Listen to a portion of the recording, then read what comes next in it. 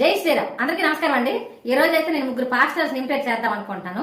ముందుగా విపి రెడ్డి గారిని, అంటే మన క్రాంతి టీవీకి ఇంటర్వ్యూకి వెళ్ళారు కదా, అక్కడ సన్నివేశం తీసుకుందాం. విపి రెడ్డి గారిని అయితే ముందు ఇన్వైట్ చేద్దాం. Praise the lord.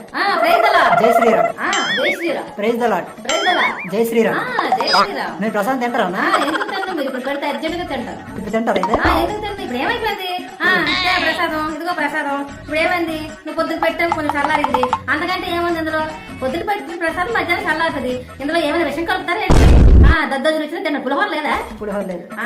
అయిపోయింది అంతే ప్రసాదం. సూపర్ ఉంది. రెండవది జాన్ బాబు గారు మన శివశక్తి ఛానల్ డిబేట్కి వెళ్ళారు కదా, అక్కడ జరిగిన సన్నివేశం తీసుకున్నాం. మాట్లాడితే ఏసు తన్నారు, సిలివేశారు, ఏసు తన్నారు, సిలివేశారు అంటారు కదా, ఎక్కడ చూపించండి.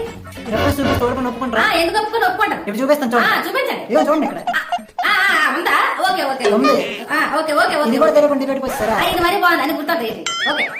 ఇక మూడవ వాడు జాన్ పాల్. వీడంత వెధవ ఇంకెవడు ఉండడు.